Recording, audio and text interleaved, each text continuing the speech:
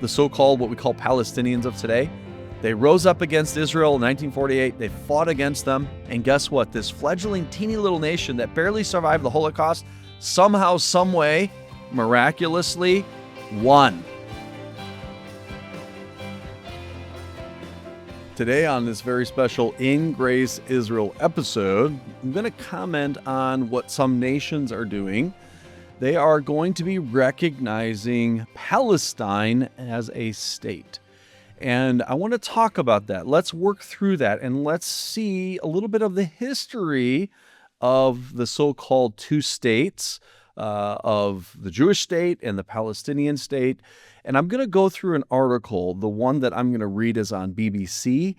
And I'll just tell you this, what you read on BBC or CNN or the New York Times, be very suspicious. They are very slanted. Most news organizations are slanted against Israel. I believe this slant is deep-seated anti-Semitism. Now, we're going to go through an article that talks about what does it mean to be recognized as a state, the state of Palestine. And we do know there's a long history here. Obviously, there's been a lot of fighting, a lot of terrorism that has happened, especially in the October attacks of 2023 of Hamas. It's just been awful what's happening in that region of the world. But let's focus in on this issue. And I'm just going to read through this article and highlight some things about it. The article is titled, "What Does Recognizing a Palestinian State Mean?" First of all, Palestine is a state that does and does not exist. The Palestinians' long-running dispute with Israel, it has no internationally agreed borders, and that's an important part of this. You know, France recognizing Palestine, Great Britain, Canada now is talking about doing it. It's basically putting leverage against Israel to stop the so-called injustices in Gaza, which we covered that on a previous video.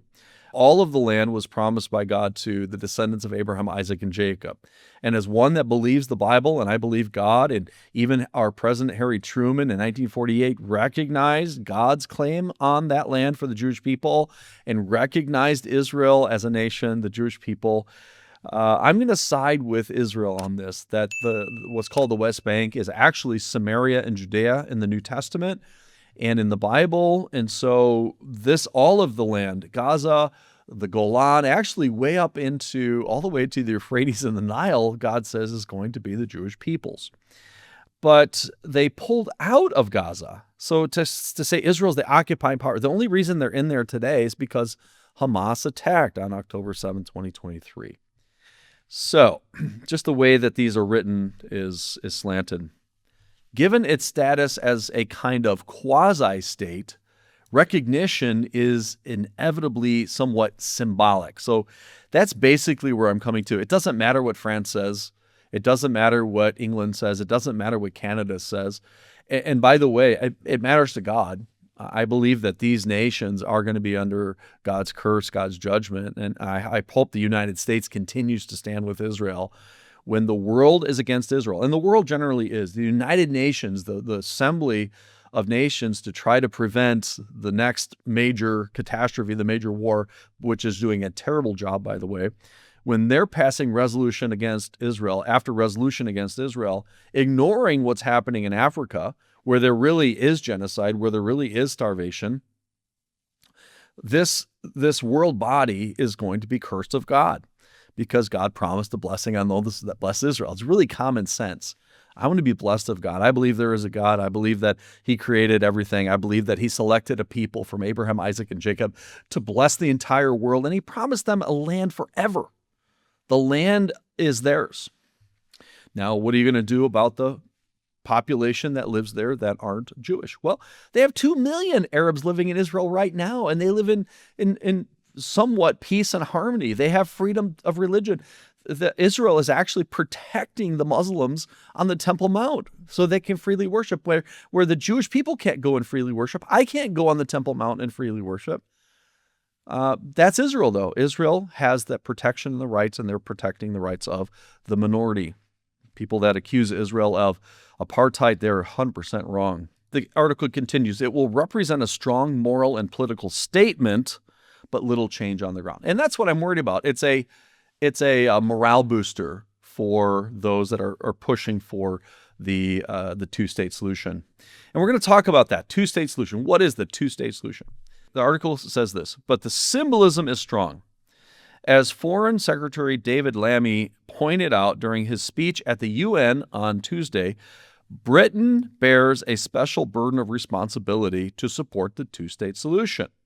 Okay, I know where he's going to go with this because I know he's going to be pointing to the Balfour Declaration, and here it is. He went on to cite the 1917 Balfour Declaration, signed by his predecessor as Foreign Secretary, Arthur Balfour. Sir Lord Arthur Balfour was the Foreign Secretary when Great Britain had control of what was called Palestine. The Ottoman Turks actually controlled that whole part of the world, and they were allied against Great Britain and the United States in World War I, and we won, and Great Britain took the mandate of that territory. And an evangelical convinced the nation of Great Britain to support a Jewish homeland. It's incredible that happened. Now, Great Britain, the UK, they were not pro-Jew and pro-Israel most of the history. From this point on, they were actually very anti-Semitic, but somehow, some way, God used Balfour and his declaration. And it's the article says, he first expressed Britain's support for the establishment in Palestine of a national home for the Jewish people. So basically, it's a declaration that there should be a Jewish state. It's not saying there should be two states. It's saying there should be a Jewish state. Okay, so that's the Balfour Declaration that the current Foreign Minister Lammy is talking about. He says this, but that declaration, Lammy said, came with a solemn promise that nothing shall be done which may prejudice the civil and religious rights of existing non-Jewish communities in Palestine. I don't read anywhere that Balfour's calling for a two-state solution. He's not calling for a Palestinian state. He is just saying, hey, there are non-Jewish people that live there, and they should have the right to live there, and they should have the right to practice their lives and their religion. And you know what? Israel does that. I've been all over Israel. You go to Acre. It's a town north of Haifa. And it is incredible how so many different people live together in harmony. You don't have a lot of the fighting and the problems. Jewish neighbors are living with religious Jews and secular Jews and Muslims and Arabs and Palestinians and other Christians. All of these people are living together. Israel guarantees that. Israel should not be pressured into, or the world should not be pressured into a Palestinian state. Why? Because I think Gaza proved it. When Israel pulled out of Gaza almost 20 years ago, they brought all of their people out. The Palestinians had the autonomy. They could have done whatever they wanted to do. They were giving massive amounts of international money and aid. What did they do? They would pull out water pipes and make missiles out of them. They would spend all that money digging terror tunnels under hospitals and under mosques and churches. So they had the opportunity to be a state. Now, people will still blame Israel, but they shouldn't. Israel came into being in 1948, but efforts to create a parallel state of Palestine have foundered for a multitude of reasons. As Lammy said, politicians have become accustomed to uttering the words a two-state solution. And we've been uttering those words as a government, both Republican, Democrat, for a long time. We shouldn't, for sure anymore, not after October 7th. We should not be uttering those words. I think that door is closed and it should be closed. I'm a Christian, I'm a Gentile, but I believe that the entire land of Israel is Israel's. They're the best administrator. Let's take the Bible out of it for a second, which is a mistake. But let's just say you look at it in a secular viewpoint. Who has done the best job administrating civil government, protecting people, giving people water and roads? It's Israel. It's the Jewish people. They've done a really good job of that. And when I go to Israel, I feel like I'm here. They've done a great job on making sure the infrastructure is there, it's safe, and the Palestinians have done the opposite. The Palestinian leaders, by and large, have been very corrupt. They have been taking the money and not giving it to the people, not doing the things that they should be doing. preaching annihilation of the Jewish people, teaching that to kids, rewarding terrorists and their families. If a terrorist dies in the act of killing Jews, they're rewarded. They're given money and they're praised. Well, that's the Palestinian leadership, who should have the authority in that land just for those reasons. Why should they not have a state if you go back in history? Well, there's something called the United Nations Partition Plan of 1947. This plan was agreed to by the Jewish people. It just gives Israel this teeny little sliver of land. They get the whole Negev, but it's a barren desert. Like, wow, all that land. But look at all the darker area that was given to the Arabs that lived in that area, not to the Jews. Look how broken up that was. But Israel agreed to it. You know who didn't agree to it? The Arabs, the so-called what we call Palestinians of today. They rose up against Israel in 1948. They fought against them. From all sides, Israel was inundated by armies. And guess what? This fledgling, teeny little nation that barely survived the Holocaust somehow, some way, miraculously won. So that's why the two-state solution failed, not because Israel didn't agree to it, because the Arabs didn't agree to it. And they call it the catastrophe, the Nakba. It certainly was a catastrophe for them. Many of the Arabs were told to leave. Now they're refugees because they thought they would so easily win and be able to return quickly to their homes. Well, that's not Israel's fault. Israel was attacked. They won. And therefore, that was, I think, should have been the end to the so-called two-state solution. But that's why the Balfour Declaration eventually led to the UN Partition Plan in 1947. And since the Arabs didn't agree to that, Israel won. It's theirs. Okay, that's just the end of the story. That's the history that a lot of people don't know. So now they have permanent observer status at the UN. There's no voting rights, with France also promising recognition in the coming weeks. And assuming the UK does go ahead with recognition, which they're also threatening Israel, basically pressuring Israel to stop fighting in Gaza, basically just say, okay, Hamas, you can stay, and committing to a two-state solution. Israel shouldn't do that, and I hope they don't do that. But if they don't agree and that doesn't happen, then the UK also is saying that they're going to recognize the Palestinian state. And Palestine then will soon enjoy the support of 4 of the UN Security Council's 5 permanent members, the other 2 being Russia and China.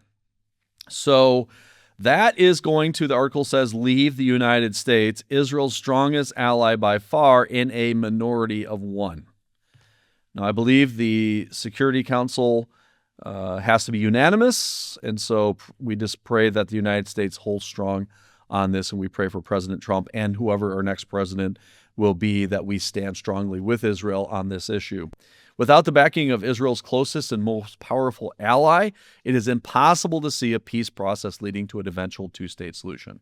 I'm just going to say this. I think that unless you have a biblical conviction that the land is Israel's, I think the world, including probably the United States, is going to pressure Israel into some sort of a two-state solution. It's wrong. They shouldn't do it. I think Israel will capitulate, and they will do it because they so desperately want peace, and they do have to bow to world pressure, unfortunately. Again, they shouldn't. If God is with them, then they shouldn't, but this is going to lead into what the book of Revelation speaks of as the end times. Britain will act unless the government of Israel takes decisive steps to end suffering in Gaza, reach a ceasefire, refrain from annexing territory in the West Bank, a move symbolically threatened by Israel's parliament, the Knesset, last week, and commit to a peace process that results in a two-state solution. No. We cannot force them into that. But I, again, believe the world will do this, and it's wrong. The world be warned. Those that oppose Israel and the Jewish people will not prosper. Thank you for watching today. We have a lot of other Israel programs. We have a lot on archaeology, the proofs of the Bible. We also have an InGrace Adventure channel on YouTube. Please watch that. Subscribe to this channel and the others. Get alerts so you're alerted every time a new program comes out. And until next time, may God richly bless you and your family. Don't forget, there's one way. The way is Jesus. He's the Son of God who died for your sins and rose again. If you'll believe in him, you will not perish but have everlasting life.